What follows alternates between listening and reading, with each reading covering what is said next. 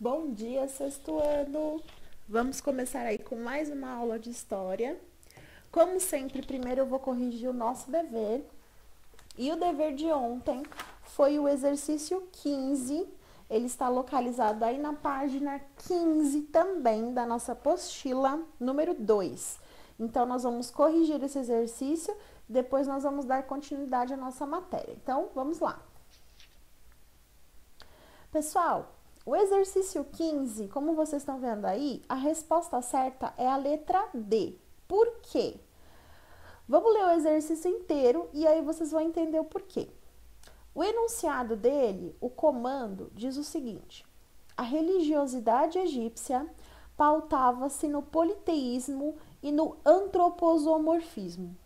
Essas palavras significam, respectivamente.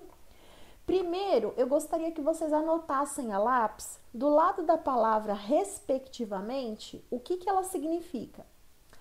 Ela significa na mesma ordem, ou seja, a resposta certa deve primeiro dizer o que é politeísmo e, em segundo lugar, dizer o que é antroposomorfismo. A questão que responde dessa maneira, o exercício 15, é a letra D. Politeísmo é a crença em vários deuses e antroposomorfismo é a atribuição de formas humanas e animais a deuses. Nós vimos isso na aula passada, né? Que os deuses egípcios, eles podem assumir forma humana, forma animal ou às vezes as duas ao mesmo tempo. Bom, corrigido o nosso exercício, então vamos aí começar com a nossa matéria de hoje. Hoje nós estamos entrando na civilização egípcia, parte 8, estamos na aula 42 e hoje nós vamos falar sobre as construções e como os corpos eram preservados. Então vamos falar aí primeiro da mumificação, certinho? Pessoal, a mumificação é um processo de preservação do corpo humano. Os egípcios, eles acreditavam que o corpo humano, depois da morte, ele servia como a morada da alma. Ou seja, de tempos em tempos, a alma deveria retornar ao corpo do falecido para fazer um tipo de energização, para que ela pudesse ter, na verdade, assim, uma casa onde ela morar, onde ela descansasse. A ideia da composição do corpo e da alma seguia a seguinte ideia: nós temos a alma, que no egípcio antigo era dito como Ra, e nós temos o corpo, que é o Ka. A crença na imortalidade está dentro da conservação desses dois, do Ra e do Ka. Ou seja, a alma, a gente sabe que ela é imortal.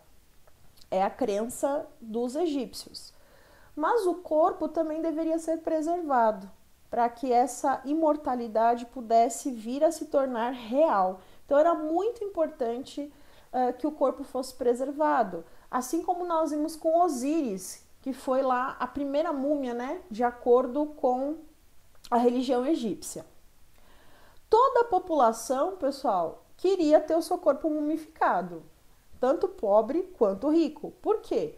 Porque a ideia da imortalidade era a mesma para ambos. O que acontece é que quanto mais dinheiro você tem, melhor vai ser a sua mumificação. Existe um detalhe que eu gostaria de deixar aqui a título de curiosidade. A partir do momento que os anos vão passando, as famílias vão entrando e saindo, né, das dinastias, as famílias vão entrando e saindo do poder, e o Egito vai sendo invadido ou então libertado, as técnicas de mumificação vão variar. Isso significa que nós vamos ter reis que são muito bem mumificados e reis que passam por processos de mumificação não tão bons assim. A gente vai ver isso na aula que vem, semana que vem. Continuando. As técnicas para o embalsamamento ou então mumificação eram muito variadas, mas ela envolvia dois conhecimentos muito importantes: a medicina e a química. Por que a medicina e a química, pessoal? Porque para você ser um bom embalsamador no Egito Antigo, questão que era direcionada somente aos sacerdotes, existia toda uma classe de sacerdotes que era treinado para fazer mumificações. Eles tinham conhecimento do corpo humano, de onde ficavam os órgãos do corpo humano, onde fazer as incisões, quais órgãos deveriam ser retirados ou não de dentro do corpo, para que pudesse haver a mumificação. E há também um conhecimento de química, de quais produtos da natureza utilizar no corpo humano para que o resultado da mumificação fosse o melhor possível. Então, eles tinham esse conhecimento extremamente forte, grande na crença egípcia. E a gente vai falar um pouquinho depois sobre esses conhecimentos que os egípcios trouxeram para nós. Aqui eu estou mostrando para vocês como era feita o embalsamamento, a mumificação do corpo humano. Então, no primeiro quadradinho, à esquerda, vocês estão vendo a retirada dos órgãos. E eles são colocados nesses canopos. Esses canopos recebem órgãos específicos, então haviam órgãos específicos para serem retirados do corpo. O cérebro também era retirado do corpo, vocês estão vendo ali através das narinas. Existia uma ferramenta própria para fazer a retirada do cérebro humano. Por quê, pessoal? Todos os órgãos que contêm muita água devem ser retirados ou descartados, ou, se fossem importantes, preservados em sal natrão, que é o que vocês estão vendo no segundo quadro, lá em cima à direita. O corpo vai ficar sobre sal, nós vamos colocar sal embaixo e por cima do corpo, e ele vai ficar nesse sal entre 40 e 45 dias, para que o sal absorva toda a umidade do corpo. Depois desses 40 dias, o corpo vai ser untado com óleos especiais e aromáticos que fazem parte do ritual de embalsamamento. E aí sim ele vai ser enfaixado com as famosas faixas de linho, que poderiam ser feitas com a roupa de cama que o defunto, a pessoa que faleceu usava, com as próprias roupas, as mais velhas que ele usava. E vocês estão vendo também que um dos sacerdotes está com uma bandeja na mão, onde tem vários amuletos que são colocados, pessoal, em locais específicos. Tudo para ajudar o quê? Na passagem da vida para a vida após a morte. Só no final, depois dele ser envolto em várias camadas de bandagem, com ungüentos, incensos, perfumes, ele vai ser colocado dentro do famoso sarcófago, e aí sim o corpo está preparado para ser sepultado na sua tumba ou na sua pirâmide. Próxima questão, pessoal, a crença religiosa. Qual era a crença, qual era o costume relacionado às posses das pessoas? Eles acreditavam, pessoal, que tudo que você quisesse utilizar na sua vida após a morte, você deveria levar consigo para o além-vida.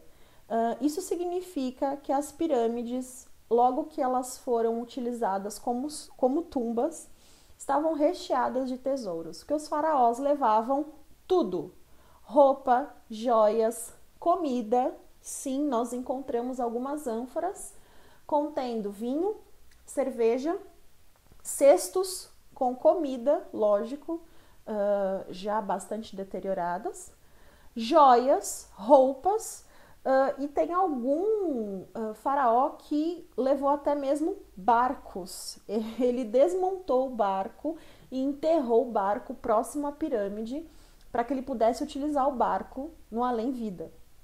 Claro, as pessoas que não tinham essas condições, que eram trabalhadores, por exemplo, né, eram enterrados com as ferramentas de trabalho, porque elas iam exercer a mesma função no além-vida, né? Então, olha só, levar consigo tudo que você tem ajuda nessa passagem e vai ajudar ainda mais depois, no pós-vida, depois do seu julgamento, que nós vamos falar daqui a pouco. Se você conseguir entrar no pós-vida, você vai utilizar tudo. Existem até algumas estatuetas pequenininhas que foram enterradas. São estatuetas em forma de pessoas que foram enterradas juntos com os faraós, que a partir de um encantamento específico, aquelas estatuetas virariam no outro mundo servos para ajudar o faraó na vida após a morte. Vejam que, além da religiosidade, existe muita questão da simbologia e da mágica, que envolve não só a vida no Antigo Egito, mas também a questão da religião e, porventura, da pós-morte. Livro dos Mortos, pessoal. O Livro dos Mortos vai ajudar muito você na próxima vida, de acordo com os egípcios.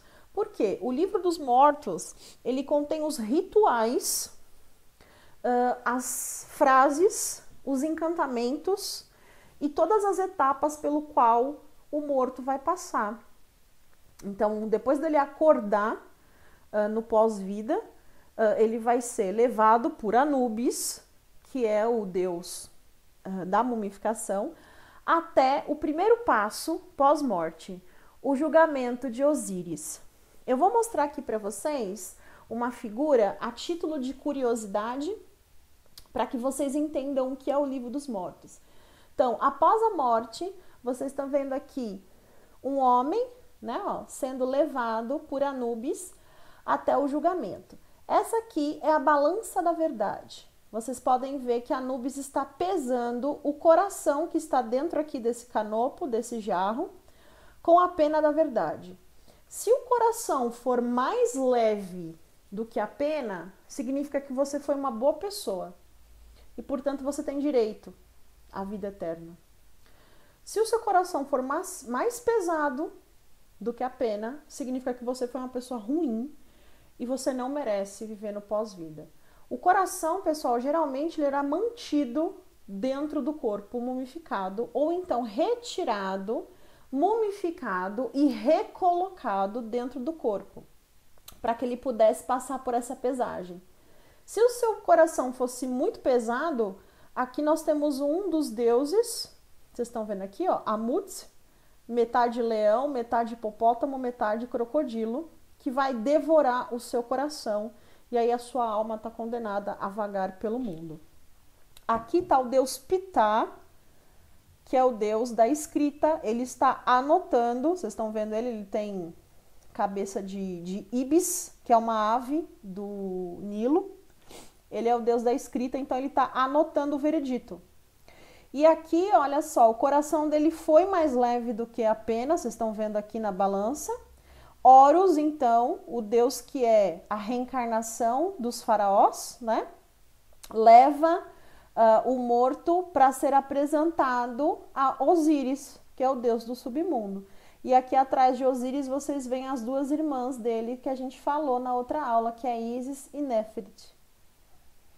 Eu vou deixar para vocês, pessoal, uma explicação dessa parte aqui do Livro dos Mortos, para curiosidade mesmo de vocês. E vou deixar também um link de uma explicação mais detalhada de como acontecia a mumificação dos corpos. Também só a título de curiosidade para vocês, certinho? Pessoal, se vocês tiverem alguma dúvida sobre essa matéria aqui da mumificação e preservação dos corpos no Antigo Egito, vocês podem tirar comigo ainda na aula de hoje, às 11h10, tá? Eu espero que vocês tenham gostado e até mais tarde.